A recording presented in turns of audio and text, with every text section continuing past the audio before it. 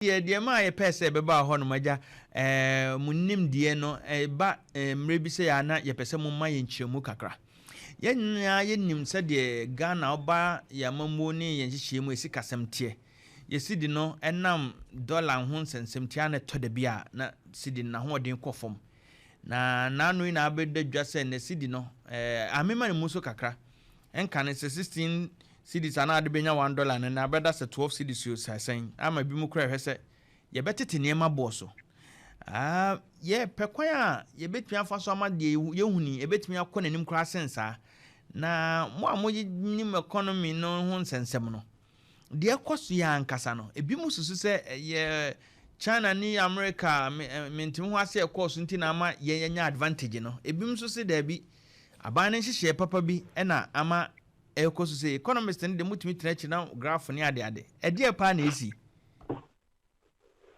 maybe can make share Opemsuo and share asante mai so that's it and mo studio honso Cedi na ho de na akosro no enye ade ba ko na amana akosro enye bi na akitabo na ai nyamia ya duma na Cedi na ho de akosro na obi bi sa se ne mabanya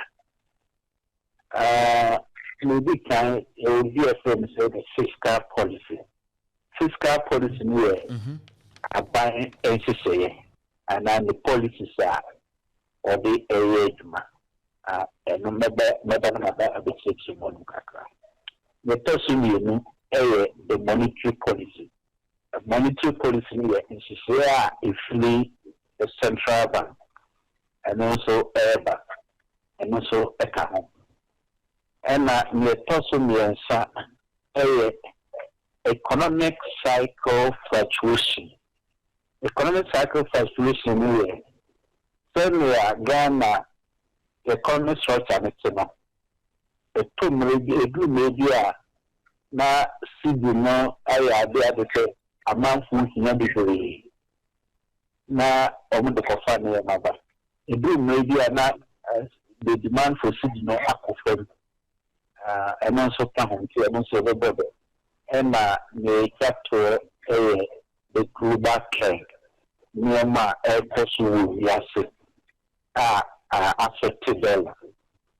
Sanya Marina, Octabumwa, Ama Isudino, and the baby, and Genesis. And young funnel, but I don't know so what time I may cheer for you, Kumasi as Antoine, young fan about what said, can you fiscal policy? No, a buying share. Fiscal policy, no. It's a previous government, you know. It do maybe not say, Ghana, your coffee here in far. And your buyer say, they call a number more. And the IMF are by calling. And she said that Dima and said, you could not, you may your creditors and Kakasa. Creditors may or more Ghana a duo Mokano. You know, or Monkasa. Now, you know, Mukasa, we now, and she said, no, a queer, now, or more to me as well. And to say, a two for the career, the domestic debt exchange. They say, Omoa Ghana bandi Omoka Wufi, and area the external debt, Omoa Ghana, a bandi Omoka Abananenso. In the Enam Sanya Maintianma, a banya the breathing space, the entire course to say, a car didn't be from the chair, especially the foreign one. And Sika Senka, ebi chi omoka no nso enti ase ba ma omu twemu ne ko akiri so okay so say some won kire mo de by 2 or 3 years after mamu ntia moka mo di bi emfa baye na mo tutu mo niema so after certain period no mo start about the theater bi e ma ka ye san di no so omu sai e wa ko no off if you ho if you want na ye call and the a tears na almost starting so my scar, a soyas. And into so scanka, I buy a bois na Olukukutia car, dinner. He says, Canina and could you. The Banasa, I buy Timinia Cedi in the economy. And the demand for is at the Manonificano. And quite little bit three. So, a Bianca, a big car, a Bobo Scano, a Kukutia. So, one issue. And you two are very, Sir Banessa, I buy and start a car or dear said use a contract or the other man and mana as a Ukikiakano. So I advance so you say contract no a kui and sana I buy a committee teachers cano. They say payment in I say and cost. The Banessa and also a ma sky thinker I buy a boa no teachers as canina and also and co. And a budget what government call it the big push. A big push what we call a capital expenditure. This car I buy the baby. So you live some program in a young shashi. And also government expenditure in relation to that and also in the community. All this kabumwa. And ma I buy and there's no so much outflow. Says car and free I buy and go about degree. Because over the years, so budget about total previous government linear. What we call interest repayment and then debt payment. I says canon quackers to change sky the capital budget. And with debt exchange winning into repayment and corner. I'm buying the home when the XBF for make a cry. And Emma Abua my Cedi no the CDI the better dollar and be a car or a buy them. So these are the fiscal policies. And then the end to me and can say I buy for free and so the emfa what do you call it? Emfa and I have one about Bonabaso. Into I buy that no, you should say our moye, and I buy for friends or buy it or so about that was and no come and Abua Massa at the city no honor agina. And all over the world, say, Ubi a Japadia. We are inside, I say, on better dollar go. And I say, on the too good. And then it's also the global program, Abbas to say China, US, among 7 near my air custom, dollar now hold the air feminine. Much attention, every dollar, no so they say, I could good. So. And the previous government, you see a policy be good for oil, good for forest. And ama to say gold work or gold work or no. And previous government also to gold in the Kakran to grow since about time over starting 8 tons of gold. Time over few soon now 30 tons of gold. So which is a good Kakra and so on. And to announce another factor. As I want that federal government to buy and so almost strengthen the policy now or more with the good board at the unit you have the good board. Good board, yeah. On that was a good board and also negotiating with the mining companies. So good to Ghana no almost 20% of the good output no and are buying top. They are not do and also the good reserve and also acquisition. And the monetary policy here, the Bank of Ghana intervention. Bank of Ghana intervention, the Bank of Ghana also share the demand and then the supply of forests in the market. So we share foreign currency our market no say demand no kosra omo bugia doso a na odibiegu na always no, the supply is more than the demand and more the dollar and cedi no deficit and to be a here bibia no utinya bi eno na eba na sa eyi speculation say amount for can say cedi no how dey be kofemu eyi sa speculation ni na if you do new obi o here bibia na set nika and there's no rush say rush akwa dollar atego bia na wo twidi bi simu no ebe koso so no so aboa ama cedi na hold so ejina and na ba the economic cycle na economic cycle so normally December people say yes specific pa obi fanema agu aton obi fanema niema fa no start around August September into do one more na demand for a foreign currency no also depending by the depend on Kwaku niema free enti omuko fa niema no buta eya babe October November na niema na baba bidu na afi omo niema to niema na se do nyani nyatwemu a to see April because of Easter dinti enyatwemu wi a do na nkoko fa niema biu enti banesa the demand for foreign currency so na akofemu kaka and to say the day say May and May say no April May June I am not demand no the trend na and the demand no edisubia and to say you do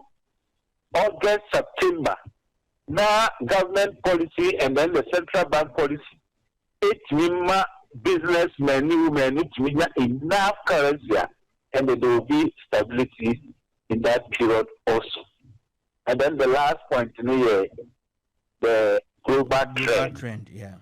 Global trend, and also okay, Ira, Trump, Obama, Muna, or the tariff, the amount for the name of the coup America will be also there now the name. You have just 1 minute remaining. You can dial *50. I mean, one friend, mom says, me network, no, yes, me doing that. One friend, mom, quickly, na, me and Casafal, another line friend, mom, na, yenya global trend. I would say, me pesa, uvima, me na, yes, share, dear, yen so, yedi, ebeka home, but, utimene no common, ya share fiscal policy, no, honomono, Mr. Moamunti, ye mo amubi. Mo ye na aban na ayede no ho na aban ba kono so na nyine no ho ni nyina na eye aban ba kono nhye ene de aban we nso ba ye no ono nso abaye no e na ama truth tariff na trend by it's over South Africa 50%, Lesotho 50%, Ghana the create year by 10%, China 90%, and well yes what is happening. Enti China so na reply say kura South Africa na America kura omuti adwa mumaso I say we kana enti eba sa no obi aye say okay say na America be dia ya die so enti there's another organization now so set up there at the BRICS China Russia Nigeria, South Africa, Brazil, say almost so bad the camp as you say no more $4 kura the dollar here juma and America very powerful. Yeah, so no dollars than what they had in ye film crabby. The bad is now I started asserting the dollar value because now the demand for dollar now ubi am $5 ho enti ona wanya $5 enti dollar accord no start say ekofam immediately say mrofa na omo ye niam we ya na omo state 2 weeks ago America and China omo kotenase as you say, tariff America every to China so no, and China the two also almost suspended for 90 days. So almost a year maybe and sana Ombuso the George we can not feel more who maybe almost this and no and all this is a kaboom and Abuama is sitting on a holding at Imagine us. Miss Osamedo was a panty, say a hernia candia, not just say, any quan say a traha a boy and home for him, and I say, you condemn your home name, and you might be and a favor in the previous government, the current government, and I feel said, okay, you hear global trend in Yamaka, and never been a kikan boma. Ama and the year who the year win, and untino, any quan say a tana hurry, and I say be a super abino name. And penny a bonus a becoy diamond. You will check on us. Sana as a cano. For that, we media for Kraboka who be na Egina, and then a man appointing to a man for Ancahon. Currency, in currency management, you know, one key factor is speculation. Oh, yes, see, currency, no, how they be Kufamu, now man for Rashi. And the Sanya money has okay about we taking over no. That currency speculation in Akufo. And the Nina Kahubi. And Ama and it no Obi Badi Papa Kwana Kuba could be 18 friends who said Mema Ho Dinti. And Ama a currency no Egina a moi Kakaka to free baby Kakaka because previous government good for oil no buy no Abuwa contribute to and they do faso I do so faso and now what they say ya kasa you good no cry to be na central bank to be from good for forex ni ade ni nyina nso forex na ni nyina nso faso abaso ama sisi nti and we nso abaye gold board nti omumie no nhihye no na eboa yen nti enye baako for na say the by na even kura no say wo hwe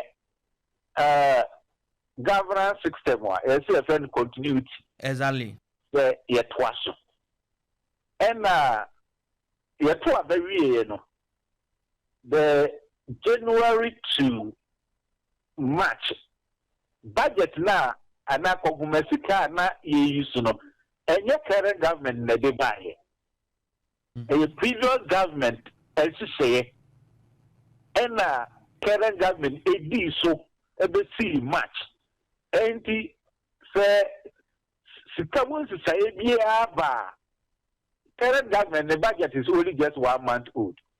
It's a 1 month old financial policy no ain't me Cedi Opemsuo no be adru and they continue say previous government na the budget na to ho so buy or the year adwuma no and I say ama so aba ema oman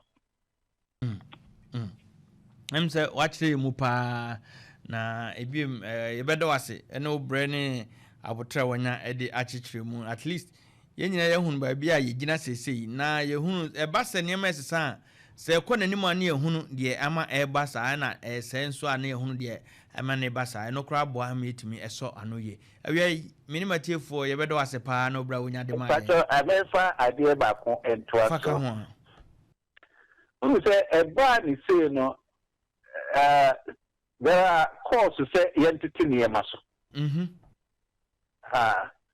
it's unfortunate say young man no maybe one ye jan near mabibri ama say near mabi essay the military trade when I will be a price control under the military regime. Yeah, price ceiling. I buy the price now what should I say?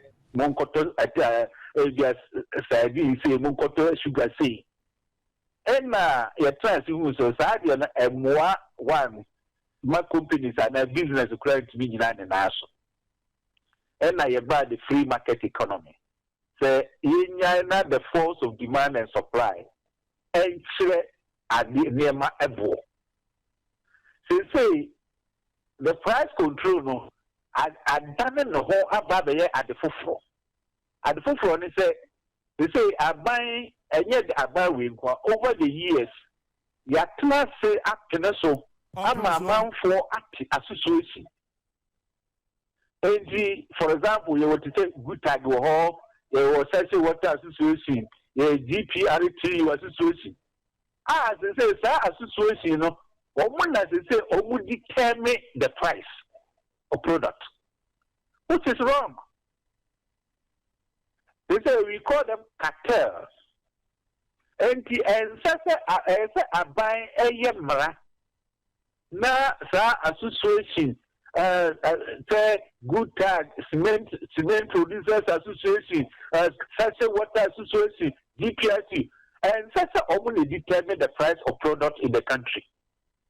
And to say I never know more a cost yenya consumers no any producers no almost the force of demand and supply.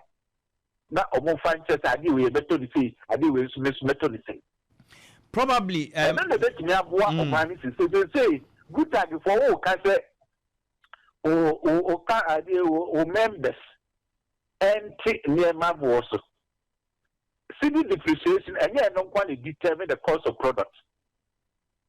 There are other factors. For example, city na appreciate it. It's around 11%. However, your two electricity will 14%. Your two water bill 4%. Salary increment, workers APB, telephone bill. And you say, for so go for so if an obedience electricity don't water bill. And you should allow the free market economy to determine price. That businessman for no, as I what for no so I can be. Since class cement manufacturing association, no more do more boaba. I not such a water for you, such a water production, so no work into be Antony DC.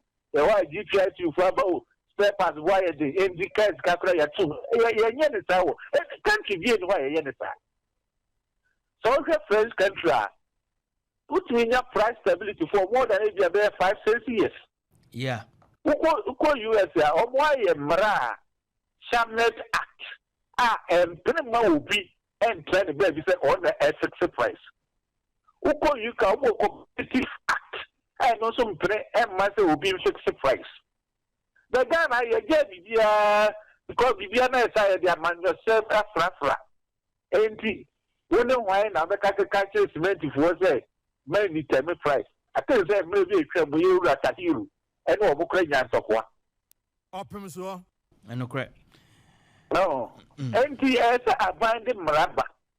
Now it's to make that to a situation for welfare purpose. But now they determine the price of products in the country. Mr. Chaja, the old kind of no yard in Pana means are buying the own to me in Nana Quest. What buy a new yet we are Panina war, my and by importation or my economy number import base. And private individuals and important Yabana one said that now only control when Timina she be papa be. To say US say won't mean 15 preoccupant we US we a business into you just import. Chromo be on my we need license import or juma yet or import to export buying ni control bia. And it is said they now can US other parts of the world no bet me buying a bet me I gina price nechi 4-5 years necessary yeah. And you want to mean she importation on one Ghana says say a 35 million. Or more year you might buy any power of an Andrew 700,000 or 668,000 offer. Yet ABS said you can cut the right 10% could bet me I control price near day. Obey nature Kasakwa because want me and she. I think that we also can't be a banner. I am Shahan and never born man cause for and want to me. And I say, Uko school. Idea we lose your flu behold. And no credit. And then country, I try a Monsiano. You bet me up a study or model. Quite then, a momo faswa near my body to me, and answer. Then we replicate the same in our country.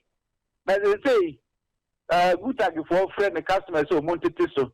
Sinyamia mwana ebedru August na bona season no as started depreciate. Because see they are starting depreciate and they say ya to near them. People even can't plan.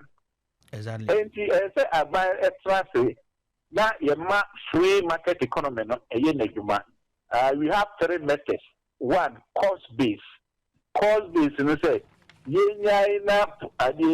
suppliers need to tell me the cost of their products, then they add their margin. No matter. And I would the demand base. Demand base, near man and availability. And in Nipa to do a more pay biato. And he said, if the book is there, and the book of them, because they don't want to influence the market. Now they say, there's no competition. They say, far. Shall now come and see so compare at area that they and no partner meaning I can one more.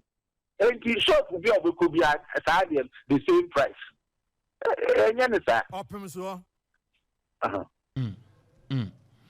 And so I say move forward as association want to clear over the success is the price. No, the better say I buy every massage and to a chakra. Yes, sir. Then some companies will be making supernormal profit. Because AB are maybe confined in UK, AB will be confined in Germany. Yeah, the same price. But and now say AB are fixed price in the same thing. Didn't be young for so they didn't so a young for so. About that, M1 the business community. I think that we need the economic forum in now. So our motum suffer muna mucha chile ma bise oho. Yeah, vampires.